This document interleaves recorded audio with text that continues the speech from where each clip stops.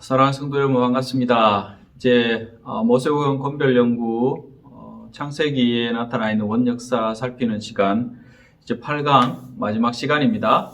오늘 11장 26절까지 잘 마무리할 수 있도록 우리 기도하는 마음으로 함께 마지막 시간을 가져보도록 하겠습니다. 지난주에 이어서 이렇게 갈 텐데요. 홍수 이야기를 지난 부분에 다루다가 최종적으로 이 하나님의 어떤 유턴, 하나님의 생각들을 바꾸시는 부분, 이런 부분을 말씀드리다가 이제 마쳤는데요. 이어서 한번 가보도록 하겠습니다. 이 최후 심판이라고 할 수 있는 인간의 죄에 대한 심판이라고 하는 이 홍수 사건, 이 심판과 또 언젠가 예수 그리스도께서 다시 이 땅에 오실 때에 행해질 그 최후의 심판, 이 두 심판을 생각할 때에 지구 전체를 물에 잠궜던 그 홍수 심판처럼 이 최후 심판도 전 지구적이고 우주적인 심판이 되겠죠. 하지만 하나님께서 홍수 심판처럼 그렇게 중간중간에 홍수 심판과 같은 그런 심판을 행하지 않는 이유가 있으셨습니다. 그것은 바로 이 창세기 원역사에 나타나 있는 특별히 홍수 사건 이후에 노아가 하나님 앞에 제사를 드렸을 때 그것을 흠양하시고 무지개 언약을 주시면서 다시는 내가 이 홍수 심판처럼 물로 세상을 심판하는 행하지 않겠다. 그렇게 하신 하나님의 약속, 언약이 있으셨기 때문에 그렇죠. 다시 말씀드리면 마지막 때까지 하나님이 참아주시는 것이죠. 인내해 주시는 그 은혜, 그 약속이 있기 때문에 그렇습니다. 그래서 이러한 부분들을 지난 시간에도 말씀드렸지만 하나님의 유턴이라 이렇게 신학자들이 말한다고 말씀을 나눴습니다. 그래서 하나님께서 마음을 바꾸신 것이죠. 이제 성경을 펼쳐 놓으시고 특별히 우리가 성경 전체를 보면서 이 8장 21절, 22절이 굉장히 중요한 말씀이지요. 여기에 보면 이 노아가 하나님 앞에 제단을 쌓고 제사를 드렸을 때에 그 향기를 하나님이 받으시고 하나님의 어떤 마음, 그 마음의 변화, 마음을 바꾸시는 부분들이 나타납니다. 그래서 성경 전체를 창세기 8장 21절에서 22절 이것을 기점으로 은혜라는 부분을 생각할 때 은혜 이전과 이후 이렇게 나눌 수 있다는 것이죠. 8장 창세기 8장 21절에서 22절을 어느 기점으로 이렇게 생각해 볼 수 있는 것이죠. 은혜라는 측면에서 생각해 볼 때 은혜 이전과 이후 이렇게 이 지금 창세기 8장 21절에서 22절 이 부분이 굉장히 중요한 기점이 된다는 것이죠.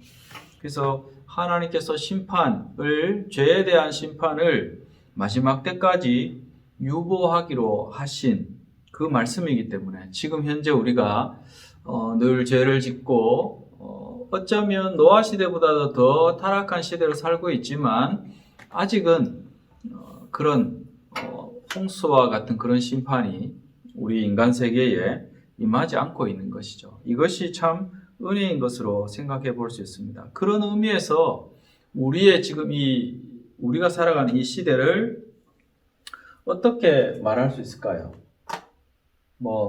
은혜의 어떤 은혜의 시기라고도 할 수도 있고 또 하나님께서 참아주시는 어떤 그런 시기이기 때문에 인내의 시기다, 은혜의 시기다 이렇게 현 시대를 말할 수 있을 것 같습니다.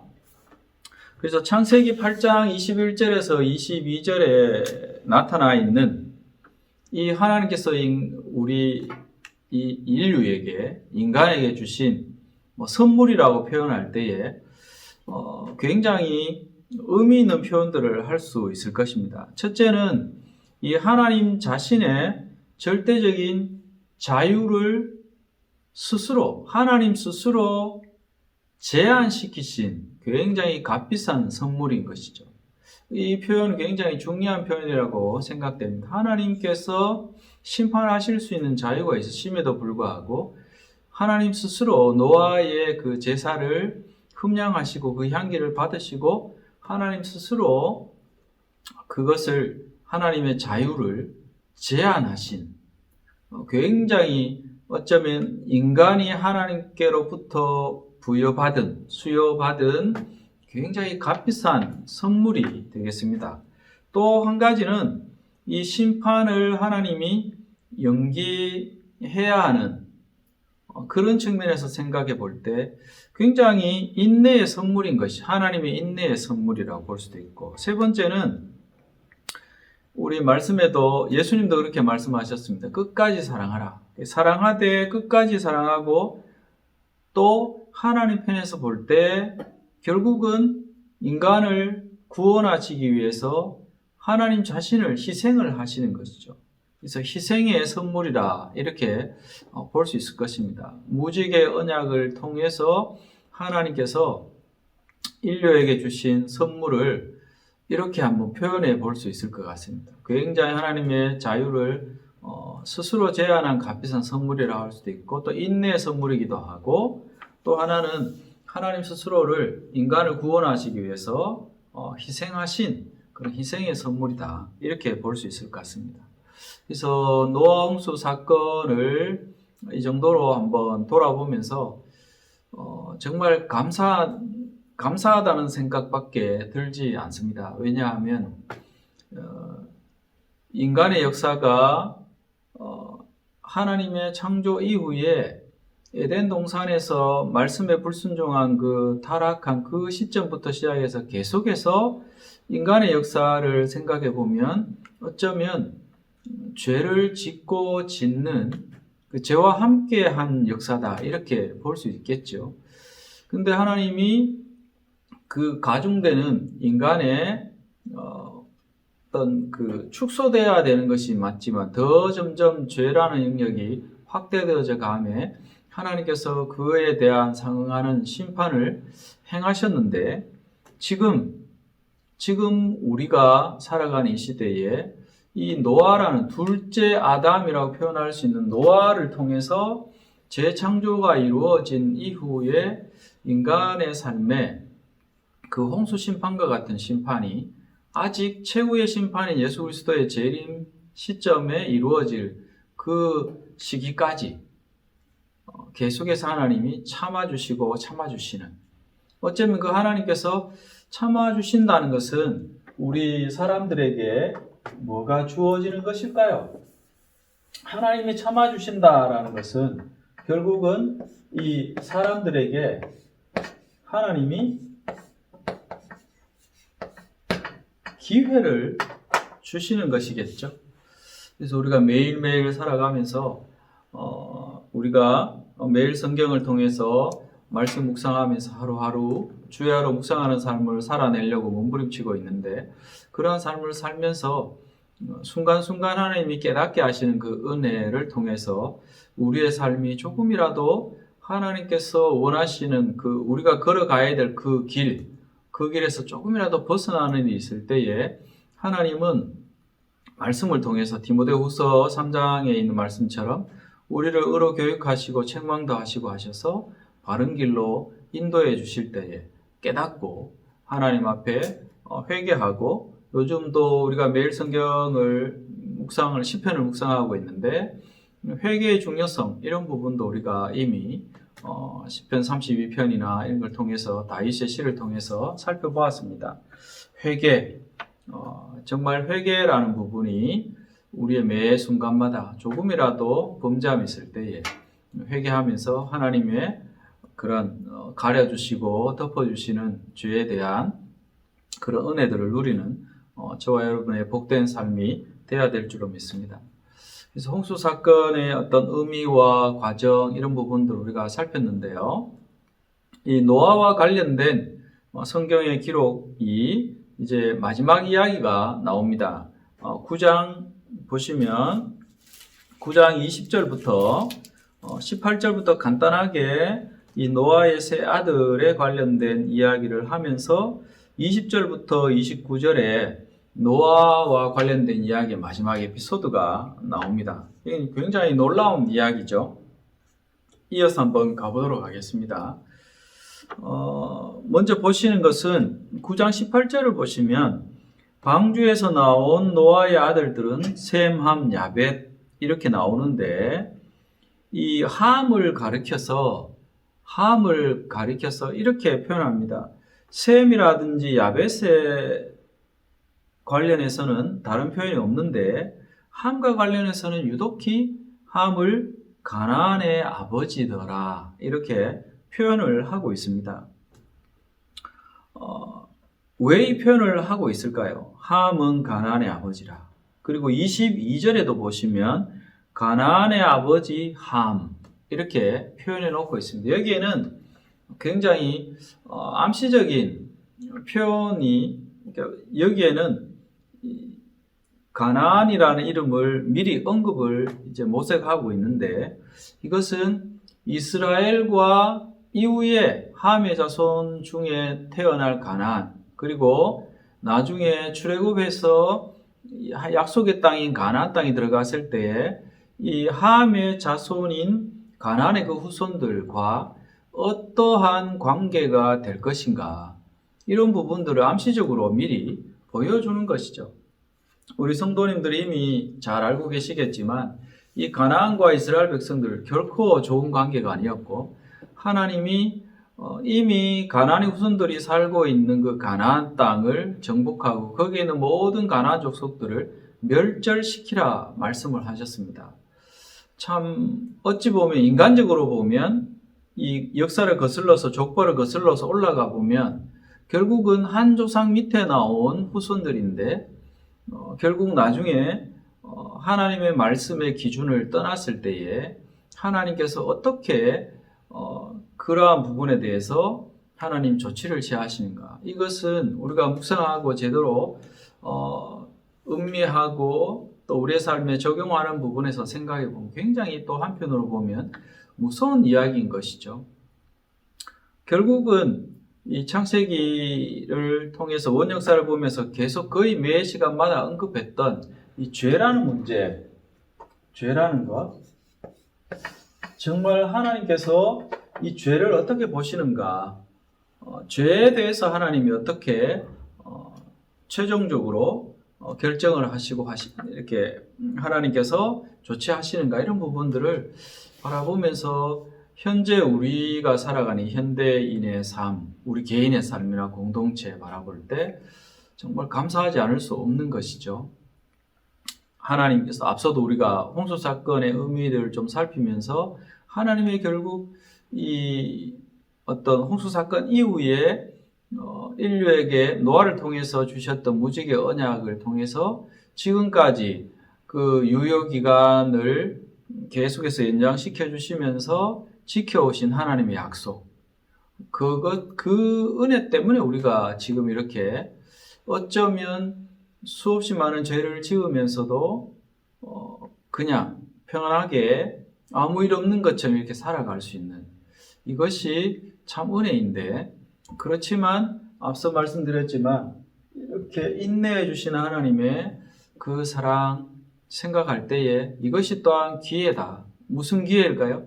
하나님의 뜻대로 더 하나님 뜻에 더 가까이 갈 수 있는 거룩한 삶을 추구할 수 있는 기회를 하나님 주시는 것이니까 오늘 시간에도 그런 부분을 좀 생각하면서 이제 노아 이야기의 마지막 에피소드 한번 살펴보도록 하겠습니다. 가나안. 이 가나안을 미리 언급하시는 의미들, 이스라엘과 가나안의 관계, 또 하나님이 그 역사 가운데 어떻게 간섭하셨는가 이 부분 한번 살펴보시죠. 무슨 일이 있었을까요? 우리가 잘 아는 이 노아가 홍수 사건 이후에 농사를 짓습니다. 노아가 포도를 재배해서 포도주를 만듭니다. 근데 과음을 해버렸죠. 과음을 하고 취해서 하체를 드러내는 실수를 한 사건이 나옵니다. 이때에 함이 부주의한 것이죠. 근데 이제 25절 이하를 보면 이 함이 실수를 하고 또 셈과 야벳이 아버지의 허물을 덮어주는 이러한 사건들 이후에 24절에 노아가 술이 깬 이후에 그 아들들에게 하는 복을 빌어주는 것과 저주하는 내용들이 나옵니다. 근데 우리가 생각해야 될 것이 있습니다. 죄를 실수한 것은 함인데 여기 보시면 함에게 직접적으로 노아가 저주하는 내용이 안 보인다는 것이죠. 여기에는 몇 가지 의미를 생각할 수 있는데 가장 큰 것은 이 홍수 사건 이후에 하나님이 이들에게 노아와 그 아들들에게 9장 1절을 보시면 이 표현이 있습니다. 하나님이 노아와 그 아들들에게 무엇을 주셨는가? 복을 주셨어요. 그리고 그들에게 이르되 생육하고 번성하여 땅에 충만해라. 그래서 하나님이 복 주신 세 아들입니다. 이게 노아가 그 세 아들, 특별히 실수한 함에게 직접적으로 어떻게 해요? 저주할 수 없었지 않을까? 노아는 그것을 좀 잘 알았던 것 같습니다. 근데 그러면 왜 가나안은 저주를 했을까요? 이 부분을 우리가 좀 생각해 봐야 되겠죠.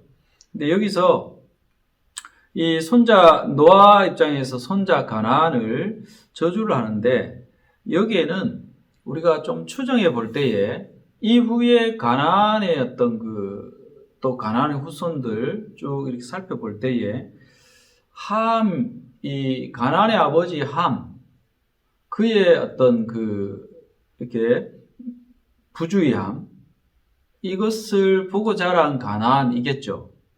그 가나안이 할아버지 노아의 어떤 입장에서 봤을 때 가나안의 모습 속에 어쩌면 함의 모습보다도 더한 그러한 모습들이 보였을 것입니다. 그러한 부분들을 우리가 충분히 추정을 할 수 있는 것이죠. 가나안을 그래서 어쩌면 노아가 손자이지만 저주했을 것으로 볼 수 있는 것이죠. 근데 여기에서 함의 부주의함 때문에 손자 가나안을 이렇게 저주하는 내용이 나오는데 이 이야기가 과연 이 부분에 기록돼야 되는가? 그렇다면 이 이야기가 창세기에서 이 여러 가지들을 구성하는 부분에서 어떻게 기여하는가? 이런 부분도 우리가 좀 생각해 볼 필요가 있는 것이죠. 그래서 이 부분에 이제 창세기의 불쑥 이 이야기가 삽입된 것으로 주장하는 사람도 있습니다. 이 우선에 헬라의 어떤 신화에서 보면 이 포도 재배 또 포도주를 만드는 것 이런 것이 모두 이렇게 홍수 시대로 거슬러 올라가요. 그리고 두 번째로 이 창세기의 불쑥 이야기가 이렇게 삽입됐다라고 주장하는 근거들이 있는데 그것을 두 번째로 살펴보면 이 보편적인 심판의 행위가 한 가족의 구원을 다룬 이 소돔과 고무라 이야기 역시 그때 보면 의인이 술 취해서 자손들에게 어떻게 능욕받는 것 이런 것들로 19장에 나중에 보시면 이런 이야기가 나온단 말이에요. 그리고 또 한 가지는 지금 10장에 이제 나중에 노아의 아들들의 족보들이 이렇게 나오는데 이 이야기가 결국은 10장에 나오는 열국들의 목록 이것을 예고하는 역할까지 한다라고 우리가 볼 수 있습니다. 왜 그러냐 하면 우리가 보았던 창세기 4장에 보면 셋 이야기 나와요. 셋, 에노스 그때 사람들이 비로소 여호와 이름을 불렀더라. 이런 내용이나 또 홍수 사건의 예고편인 6장 5절에서 8절 뒤에 어떤 이야기가 이제 본편이 나오기 전에 예고편 형태로 창세기 기자가 그렇게 이야기를 구성해 가고 있습니다. 그래서 지금 노아의 어떤 그런 에피소드에 함이 실수하고 또 가나안을 저주하고 셈과 야벳에 대해서 하나님이 이렇게 노아를 통해서 노아가 이렇게 복을 빌어주고 하는 어떤 이런 이야기들, 이것이 결국 뒤에 10장에 나오는 10장 이후에 또 나올 이야기들에 대한 무엇인가 암시적으로 예고하는 그러한 예고편이라 그런 역할을 한다 우리가 볼 수 있는 것이죠. 그래서 창세기 안에서 이 단락의 목적을 암시하는 첫 실마리가 이제 10장과의 연관성에서 우리가 찾아볼 수 있는 것이죠. 그래서 이 단락은 함의 부주의함과는 다른 셈, 야벳의 또 바른 행동을 함께 보여주고 있습니다. 그래서 고대 세계에서 이 함처럼 자녀들이 부모의 허물을 누설하면 안 되었죠. 감춰줘야 되는데 함은 그렇게 실수를 해버렸습니다. 부주의했습니다.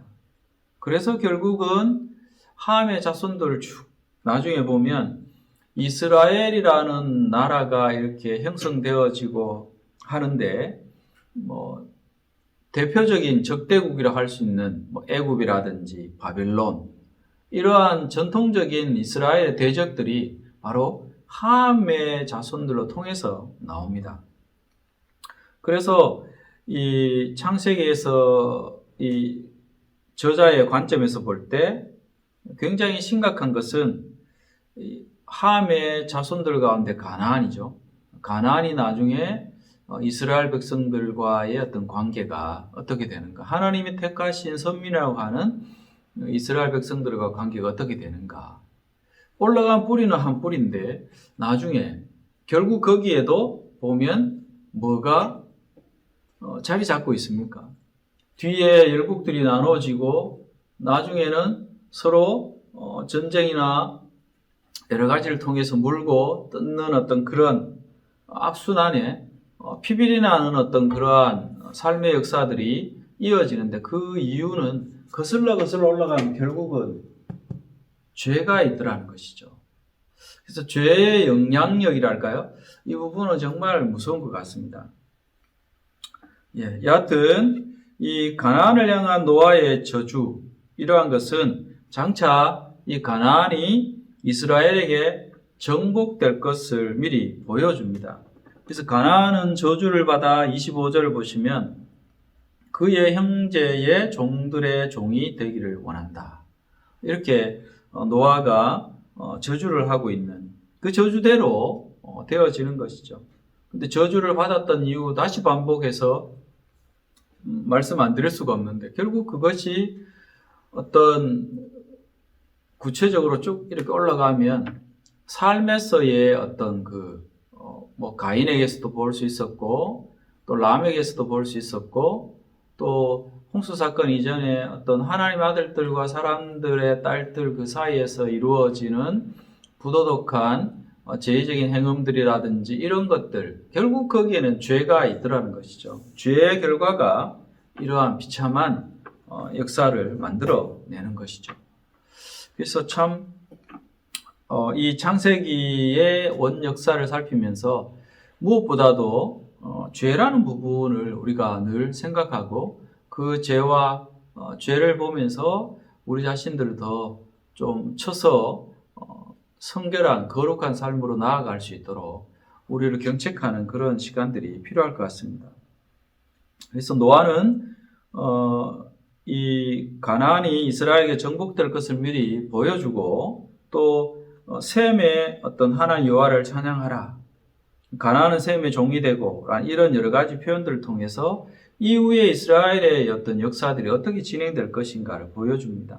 그래서 여기서 한 가지 재밌는 것은 아담에게 난 자손이 이 가인과 아벨 또 셋, 이렇게 아벨 외친에 태어났던 씨, 다른 씨라고 표현됐던 셋, 세 아들이라고 생각할 때에 두 아들은 선하고 한 아들은 악했어요. 노아도 세 아들이 있는데 둘은 착하고 하나는 악했다.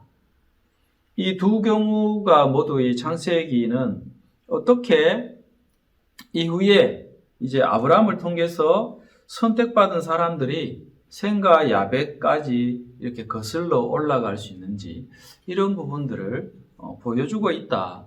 미리 우리가 생각해 볼 수 있는 것이죠. 그래서 이 아담과 노아 간의 이 병행 이야기, 여기에는 어떤 그 시사해 주는 바가 있습니다. 그래서 홍수로 다른 모든 사람들이 멸망했기에 아담처럼 결국은 노아가 이제 모든 인류가 멸망하지만 노아와 그 가족들이 살아나고 노아를 통해서 다시 재창조가 이루어지기 때문에 노아 역시 아담이 전 인류의 어떤 조상이라고 불렸는데 제2의 아담으로 노아가 표현되어지고 있습니다. 창세기에서. 또 홍수 후에 이 아담처럼 어떤 복을 받습니까? 복을 받고 또 생육하고 번성하라는 말을 듣죠. 그래서 우리가 이제 초두에 노아는 의인이고 당대의 완전한 자라 이렇게 평가를 받았다 그랬는데 이것은 구약에서 정말 최고의 어떤 성인을 묘사할 때 쓰는 용어입니다. 근데 노아가 그런 평을 받았다는 것이죠. 그런 표현을 지금 이 시대에 우리가 받을 수 있다면 얼마나 좋을까요? 하나님의 평가를 그렇게 받는 그런 삶이 될 수 있도록 늘 우리의 육체를 쳤어라도 하나님 말씀에 복종하는 그런 어떤 경건의 훈련들을 계속해서 해가야 될 것입니다. 홍수 이야기에서 거듭해서 노아는 하나님께 순종했다. 그 표현을 많이 씁니다. 6장 22절부터 시작해서 7장 5절, 9절, 또 16절, 또 8장 18절 이렇게 계속해서 하나님께서 말씀하신 바에 대한 노아의 순종, 이것을 굉장히 저자인 모세가 분명히 기록해 놓고 강조를 하고 있습니다. 이것은 시사하는 바가 크죠. 현대 우리들의 삶에도 하나님은 여전히 하나님의 말씀에 대한 순종을 원하시는 것이죠. 그런데 이제 안타까운 것은 노아가 마치 아담처럼 금지된 이 과일을 먹었던 아담처럼 포도주를 통한 어떤 이러한 사건들이 일어나 버리는 것이죠. 그래서 부모 세대의 어떤 그 실수, 이것이 자녀 세대에 어떤 영향을 미치는가. 그러니까 부모 세대 된 우리 성도 여러분들의 어떤 삶을 다시금 한번 재조명해보고 성찰해보고 노아가 당대 의인이라고 평가받았지만 그도 여전히 실수를 했는데 그 실수가 자녀들에게 엄청난 영향을 미쳤다는 것, 이것을 우리가 생각해 볼 때 우리가 더더욱 정말 깨어있지 않으면 안 되겠죠. 그래서 포도주를 너무 과하게 마신 일이 아담의 범죄와 비슷한 범죄가 되는가? 아니면 이 둘째 타락인가? 의견이 분분할 수도 있습니다. 그런데 한 가지 중요한 것은 이 함이라는 인물을 생각해 볼 때 함의 죄, 이것이 분명 그의 어떤 조상 아비의 죄보다는 더 심각해지더라는 것이죠. 그리고 그 후손들은 또 그 아비보다, 그 조상들보다. 지금 우리 현대인들은 그러면 어떨까요? 그런 측면으로 우리가 좀 생각하면서 이 노아의 어떤 노아와 관련된 에피소드를 좀 묵상해보고 우리의 삶에 연결해서 의미를 찾고 그렇게 해야 될 것 같습니다. 그래서 가인의 이 살인이 아담의 행동보다 더 심각한 것 같은 그 이후에 어떤 인간의 어떤 삶들, 그 삶에서 펼쳐지는 이렇게 나타나는 사건들 이렇게 바라볼 때 죄라는 부분이 점점 이렇게 커져가는, 확대되어가는 이런 상황들, 악화되어져가는 이런 부분들을 우리가 좀 생각해 봐야 되겠죠. 결국은 그것에 대해서 이 첫째 어떤 경우, 이 노홍수 사건 이전에 있었던 그런 죄에 대한 그 심판이, 최종적인 심판이 결국은 홍수 심판으로 나타나는 것이죠. 아담, 가인, 라멕, 하나님의 아들들과 사람의 딸들 관련된 죄악들이 결국은 홍수라는 심판으로 마무리 결론이 지어지더라는 것이죠. 또 노아라는 제2의 아담,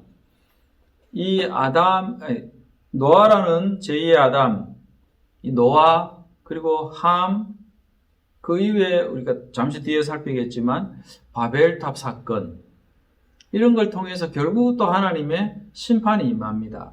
그것은 언어를 혼잡케 해서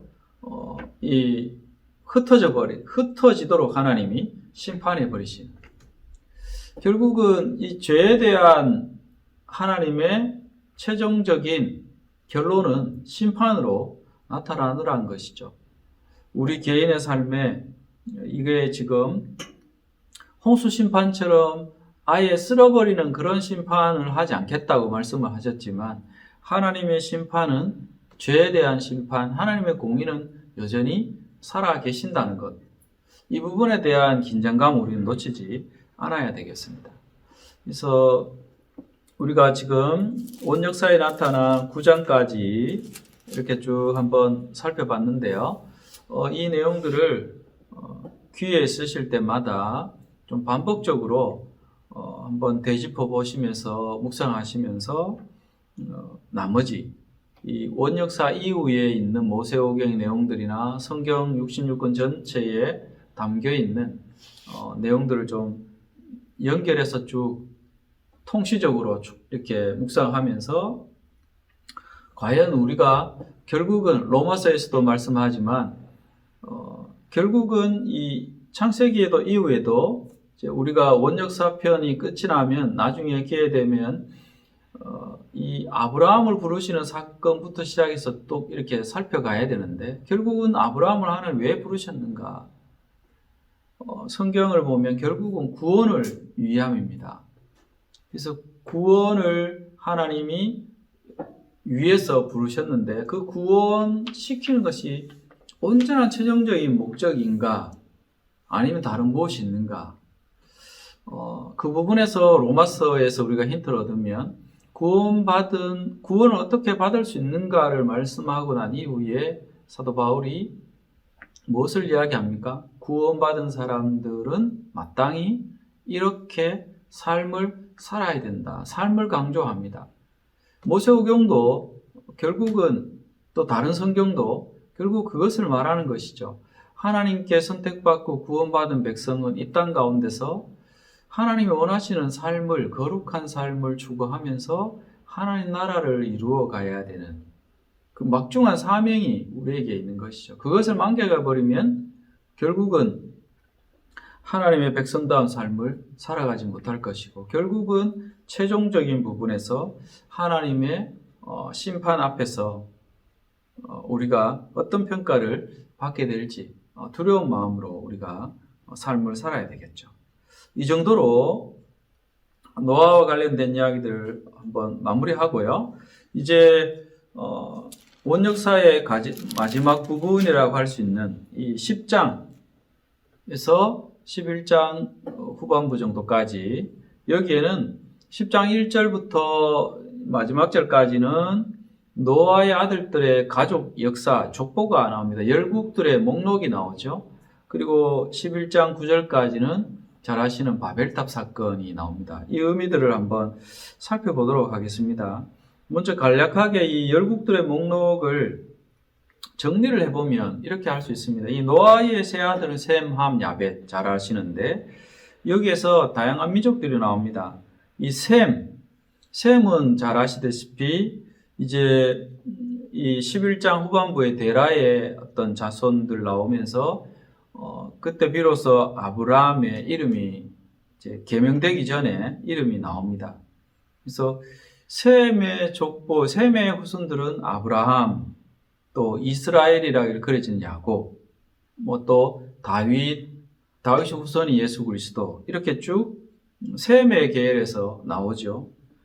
엘람, 아수르, 아르박삿, 룻, 또 아람, 이렇게 보시면 그렇게 정리를 할 수 있습니다. 그리고 함은 앞서도 살폈지만 대표적으로 가나안을 생각해야 되는데, 함의 자손들은 대표적인 게 가나안이죠. 그리고 애굽의 어떤 족속들이나 이 함은 특히나 이제 아프리카에 정착해서 살았습니다. 그래서 여기에는 어떤 구스, 미스라임, 붓, 특히 가나안, 애굽, 바벨론 같은 이스라엘 전통적인 대적들, 그리고 가나안 족속들 뭐 잘 아시죠? 시돈, 헷, 여부스, 아모리, 기르가스, 히위, 뭐 알가, 신, 아르왓, 스말, 하맛 이런 가나안의 후손들이 세부적으로 나옵니다. 근데 그 후손들과 관련된 이야기에 이름이 또 그 후손들의 어떤 그 구체적인 이름들이 제일 많이 나오는 것이 함의 자손들입니다. 여기도 뭔가 이렇게 시사해 주는 바가 있죠. 그리고 야벳은 이 야벳 자손들은 유럽 쪽하고 소아시아 쪽 이런 쪽으로 정착해서 살게 됐죠. 그래서 이 열국들 목록과 바벨탑 사건이 나오는 이 단락은 크게 그렇게 이제 두 가지 주요한 에피소드가 나옵니다. 근데 얼핏 보면 세상의 언어가 이렇게 다양하다는 것, 이것이 뭔가 이제 모순처럼 보일 수 있지만 이게 앞서 이렇게 쭉 올라가면 10장하고 그 위에 보면 그 노아의 아들들의 후예 이렇다라고 이제 하는 이 표제, 창세기에 어떤 그 표제가 이렇게 나오는데 여기에 모두가 속해 있기 때문에 세상의 언어가 다양하다 이런 부분들이 결국은 좀 모순처럼 보일 수 있지만 그렇지 않은 것이죠. 근데 이스라엘이 알고 있는 그 열국들의 목록이 정리를 하면 약 한 70개 정도가 됩니다. 이스라엘의 어떤 그 목록 70개 정도의 열국의 목록이 있는데 이게 이제 이스라엘과 주변 나라들과의 관계 이것을 이제 암시적으로 나타내 주죠. 이제 앞서 이제 살폈지만 셈, 함, 야벳 이렇게 세 큰 이제 노아의 세 아들 그리고 그 구체적인 내용들 앞서 이제 언급을 드렸습니다.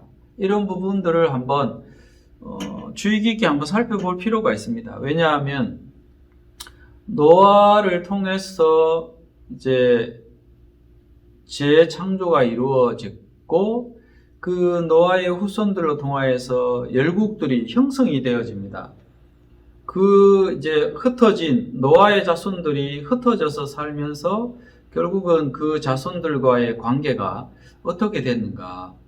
결국은 나중에 오랜 세월이 지나면서 이제 서로 결국은 거슬러 간 뿌리는 같은데 나중에 가면 적국이 되어지고 서로 죽이고 죽이는 그러한 살벌한 관계들로 여기에는 결국 거슬러 올라가면 하나님의 말씀에 대한 불순종한 그 죄, 그들의 삶의 대가들이 결과들이 그렇게 나타난다는 것이죠. 죄의 영향력이 그만큼 무섭다라는 것을 우리가 생각해 봐야 되겠습니다.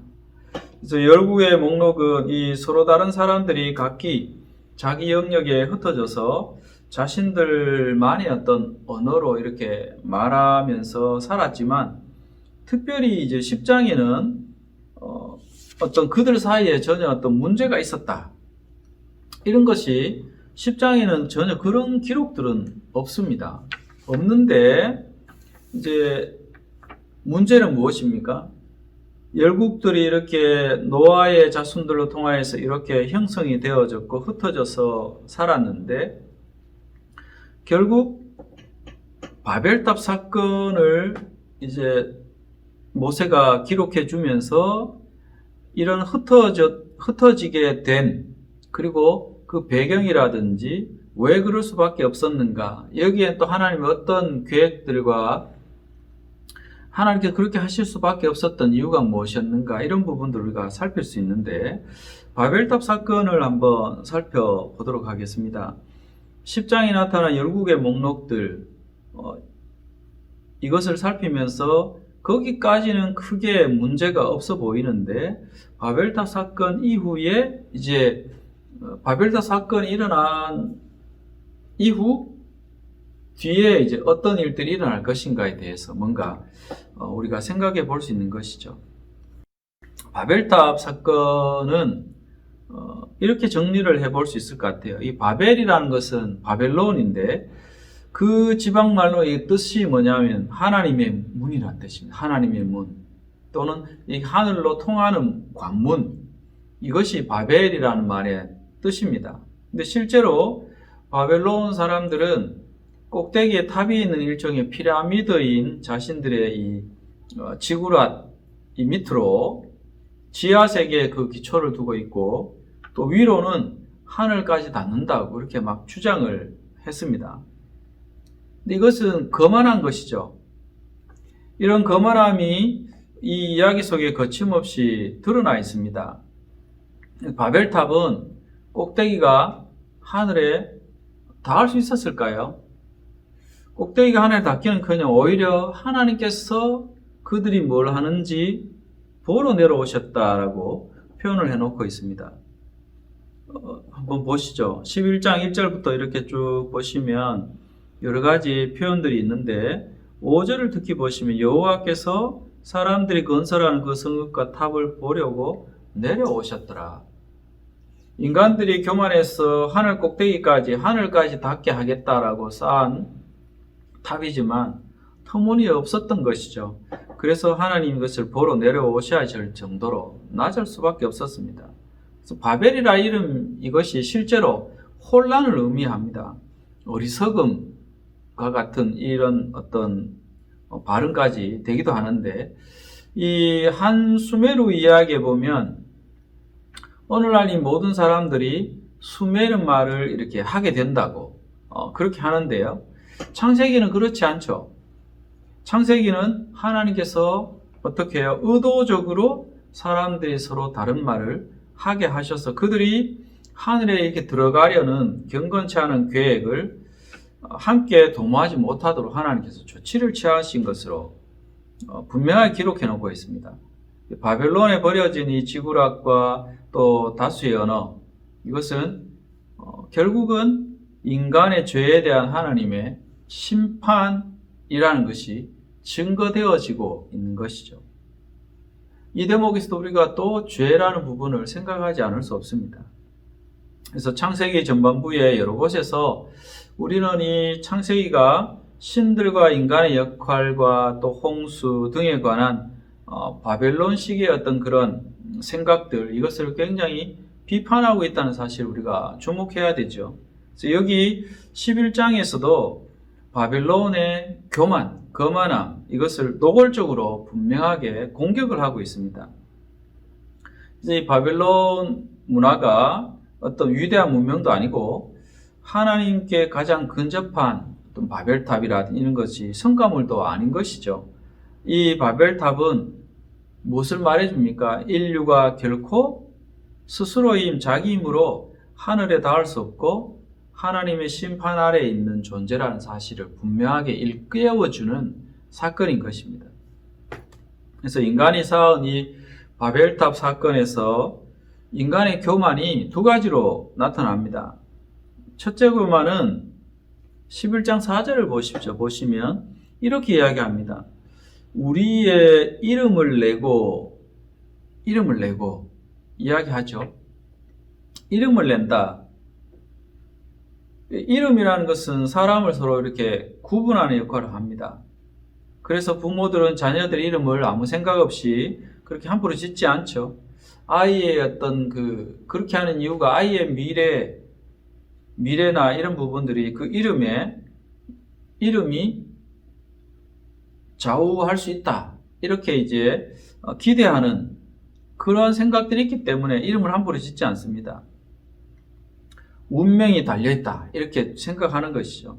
특히나 구약 시대에는 이 한 인간의 운명을 좌우하는 것이 하나님이라고 믿었는데, 그래서 이름을 지을 때 하나님께 묻고 하는 이것이 이루어져야 되는 일이었습니다.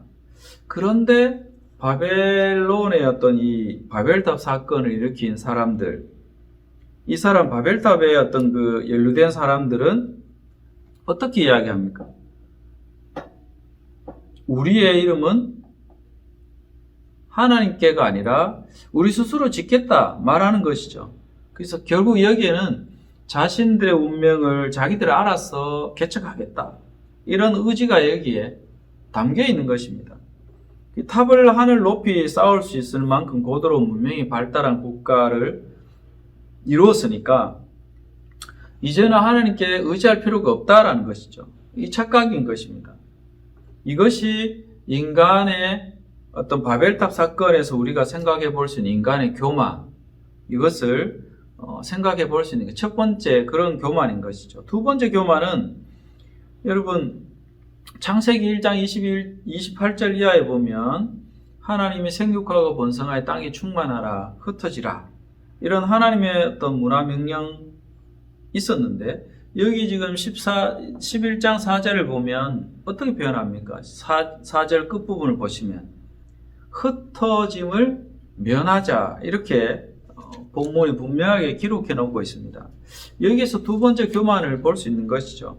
이것은 하나님의 명령에 대한, 그러니까 원래 하나님께서 창조하실 때에 사람들에게 주셨던 문화 명령이 있습니다. 또 노아를 통해서 재창조가 이루어지면서 동일한 명령이 주어졌는데 그 명령에 대해서 흩어져서 땅에 충만하게 번성해야 될 인간, 이것이 하나님께서 인간에게 주신 명령인데 이 명령에 대해서 맞서버리는 것이죠. 거부해버리는 의미를 여기에서 우리가 볼 수 있습니다. 이러한 인간의 교만에 대해서 하나님께서 어떻게 합니까? 흩어져 살 수밖에 없도록 인간의 언어를 혼잡게 해버리신 것이죠. 그래서 그들이 쌓아서 하늘에 닿고 흩어짐을 면하고 이름을 내고 이렇게 하려고 했던 모든 것들이 일시에 중지되도록 하나님께서 조치하신 것이죠. 이것이 홍수 심판, 또 바벨탑 사건을 통해서 흩어버린 그 또한 하나님의 죄에 대한 심판인 것이, 인간의 교만에 대한 심판인 것이죠. 이 부분을 우리가 생각을 꼭 해봐야 될 것입니다. 그래서 이 물질 문명과 이 정신 문명의 어떤 발달이 인간의 어떤 이 삶을 편리하게는 해줍니다. 그렇지만 상대적으로 하나님으로부터 이탈하는 어떤 현상, 또 영적인 어떤 문명적인 부분에서 타락의 일로를 이렇게 가는 그러한 부분들을 초래하는 이러한 사실들을 우리가 간과해서는 안 되겠죠. 거듭난 그리스도인들은 이러한 점들을 직시하면서 좀 절제된 그런 삶을 살아가야 될 것입니다.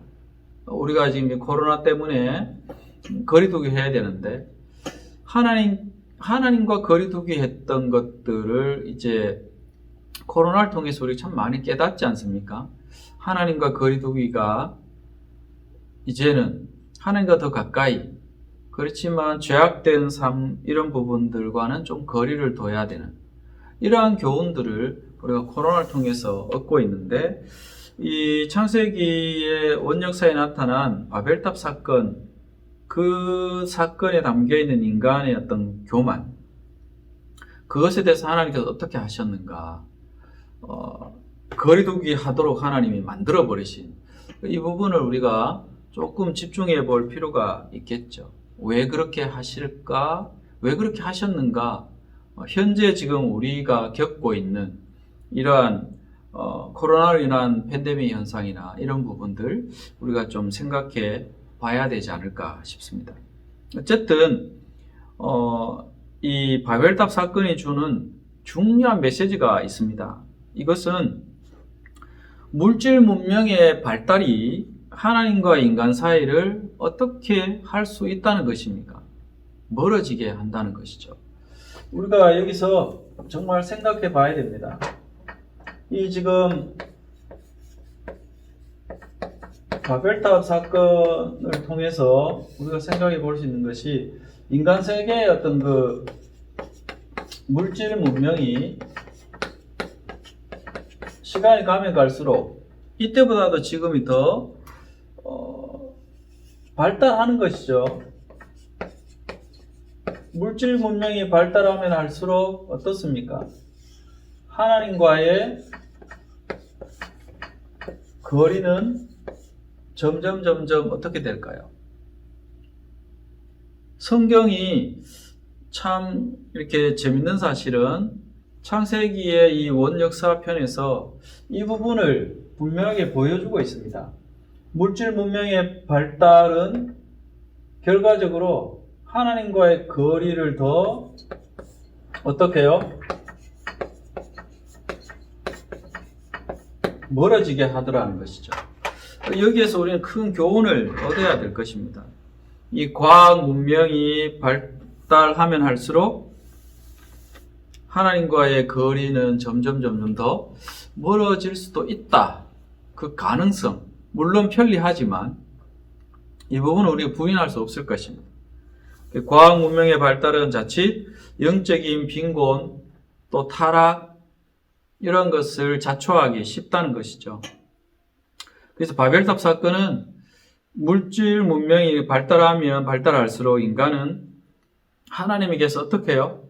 벗어나려고 하는 교만한 존재라는 사실. 왜냐하면 그 속에 원죄를 타고나고 그 죄의 본성들이 결국 어떻게든 하나님께로부터 독립하려고 하는, 하나님께 모든 것을 의탁하고 의지하는 것이 아니라 스스로의 운명을 스스로 개척하려고 하는 그 죄의 본성이 그렇게 나타나는 것이죠. 그러한 죄의 속성에 우리가 지배받지 않기 위해서 부단히 성령의 어떤 역사심 가운데서 말씀에 지배받고 통치받는 그 삶을 살아가지 않으면 안 되는 것이죠.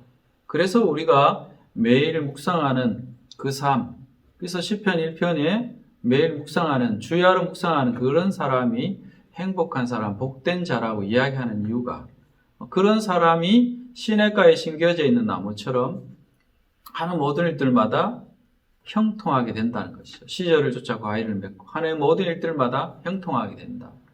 그래서 그런 사람을 이 시편 1편은 분명하게 의인이다 라고 말합니다. 반대는 악인이다. 그 악인의 길은 망한다는 것이죠. 근데 의인의 길은 여호와께서 인정하신다. 그 부분을 우리가 꼭 명심해야 될 것으로 생각됩니다. 그래서 바벨탑 사건의 핵심, 이것은 아담 때부터 이어져 온 이 하나님으로부터 독립하려는 인간의 이 교만함, 이것을 잘 보여주고 있고 그 교만에 대해서 하나님은 심판하시는데 어떻게 심판하십니까? 너희들끼리 거리를 두도록 흩어버리시더라는 것이죠.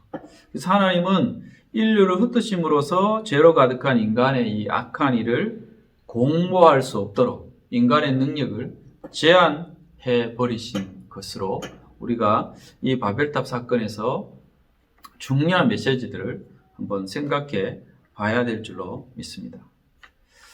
예. 그리고 이제 마지막에 이 바벨탑 사건 이후에 이 11장 10절부터 이제 26절까지 셈의 족보를 다뤄주고 있죠. 이 부분은 간략하게 정리를 하면 이 셈의 족보가 창세기 1장에서 11장까지의 어떤 이 원역사, 그리고 이제 11장 27절 이하부터 시작해서 12장에서 50장까지 이 족장들과 관련된 역사들을 연결하는 중요한 연결고리 역할을 합니다. 셈. 그래서 셈을 거쳐가는 아담의 족보처럼 이 족보 역시도 10대로, 10대, 이렇게 10대로 구성되어 있고, 셈부터 아브라함까지 선택된 계보를 따르고 있죠. 그래서, 이 경우에 이제 5장에 나타나 있는 그 사람들의 나이, 수명, 이보다 훨씬 적습니다. 그러나 현재 우리 시대보다는 훨씬 많죠. 그래서 이 족보와 함께 창세기의 둘째 제스부가 이렇게 끝나고 창세기의 중심 이야기로 나아갈 아브라함을 부르시면서 인류의 어떤 이런 죄로 물들어 있는 타락해버린 인간, 스스로 뭔가 어떻게 해볼 수 없는, 구원에 이룰 수 없는 인간을 하나님이 어떻게 구원하셨는가? 아브라함을 부르셔서 그 구원의 이야기를 이제 펼쳐 가시는 것이죠.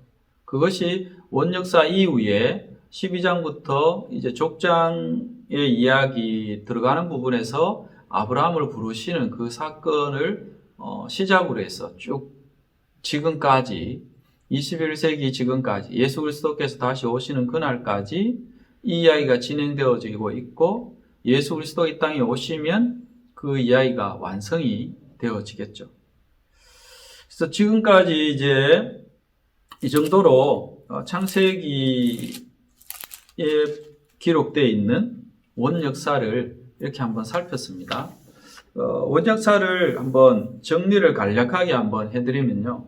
그래서 창세기 지금 1장에서 11장 여기에는 결국은 우주의 어떤 그 과학적인 기원 이런 것을 말하는 것이 아니죠. 무엇을 말하는 것일까요? 창세기 원역사를 이제 마무리하면서 결국은 이 원역사는 결국은 무엇을 우주의 어떤 뭐 과학적인 어떤 기원 이런 것을 이야기하는 것이 아니라 바로 이것입니다. 존재의 의미, 존재의 의미. 어떤 존재의 의미일까요? 하나님. 하나님 누구신가라는 것이죠. 인간은 누군가?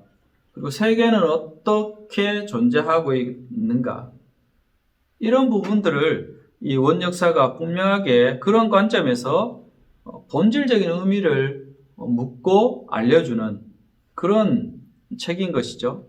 그래서 창세기 1장에 나와 있는 이 창조 이야기, 이것이 자연과학의 주제가 결코 아닙니다. 창세기는 창조를 누가 했는가? 창조의 어떤 의미는 뭔가? 이러한 어떤 심층적인, 신학적인 어떤 측면에서 존재의 의미를 이야기해주는 그런 책인 것이죠. 결코 과학적으로 뭔가 막 검증하려고 하는 가능한 어떤 그런 데이터를 제공해주는 그런 과학책이 결코 아니라는 것이죠.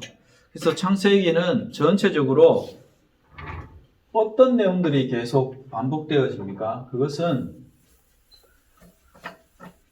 바로 죄,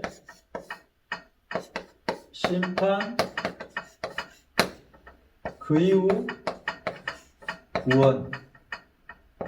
이 중요한 세 가지 주제가 계속 반복적으로 언급되어집니다. 원역사 안에.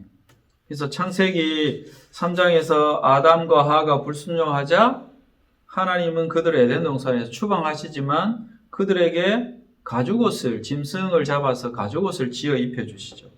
또 4장에서 가인이 아벨을 돌로 쳐 죽이자 가인을 추방하시지만 가인에게 표를 주십니다. 또 창세기 6장에서 9장에 있는 이 땅에 죄가 굉장히 이제 가득하고 만연하게 됐을 때 하나님이 홍수로 심판하시지만 구원의 표시로 노아를 통해서 방주를 만들게 하시죠. 그리고 그 가족들을 살려주십니다. 그 이후로 다시 또 재창조의 역사를 써주셨습니다. 또 바벨탑 사건은 어떻습니까?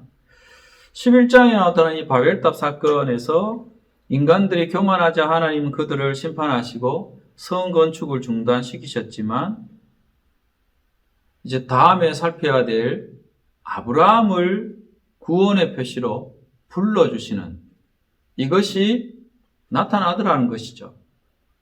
그래서 인류 구원의 역사에 그래서 아브라함이 중요한 것이죠. 아브라함을 주목할 수밖에 없고 성교적인 측면이라든지 모든 측면에서 아브라함이 중요한 인물입니다. 그런데 아브라함이 원래 별 볼 일 없는 인생이었다는 거 다음 기회에 우리가 한번 살피면서 갈 수 있으면 좋겠습니다.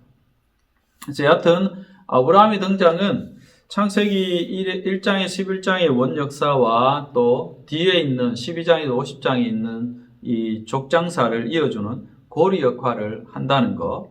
이런 의미에서 이 원역사는 족장사의 배경이 또한 되는 것입니다. 그래서 창세기는 계속해서 이렇게 예고편 이후에 본편이 나오고 예고편 이후에 본편이 나오고 또 원역사도 족장사를 통해서 구원의 어떤 이야기, 하나님의 위대한 구원의 이야기, 사랑의 이야기가 쭉 나올 텐데 그것이 원역사가 또 뒤에 있는 그러한 본론적인 이야기에 또 예고편 역할을, 고리 역할을 한다. 이렇게 생각하시면 되겠습니다. 그래서 원역사 부분은 왜 하나님은 결국은 어떻습니까? 아브라함을 부르실 수밖에 없으셨는가? 이것에 대한 답변이라고 볼 수도 있는 것이죠. 그래서 원역사에서 중요한 대목은 죄, 심판, 구원 이 주제가 계속 반복되어지는 관계가 있다는 것입니다. 그래서 보통 오늘 우리는 이 심판에서 구원으로 넘어갈 때 기대하는 것이 한 가지 있죠. 반드시 회개 이것을 강조합니다. 그런데 원역사에서 보면 그런 어떤 회개 이런 부분들이 잘 나타나지 않죠. 인간은 확실히 죄를 짓는 존재입니다. 죄를 지어와 앞으로도 계속 짓게 될 텐데 이에 대해서 공의의 하나님은 그 죄에 대한 심판을 하실 수밖에 없는 하나님이십니다. 그런데 하나님은 심판받은 인간에게 회개를 어떻게 해요? 기대하지 않으시는 것처럼 보입니다. 일방적으로 구원만 하시는 그런 하나님이시죠. 근데 우리가 이제 신약까지 성경 전체적으로 볼 때에 예수 그리스도의 메시지가 회개하라, 천국이 가까이 왔다.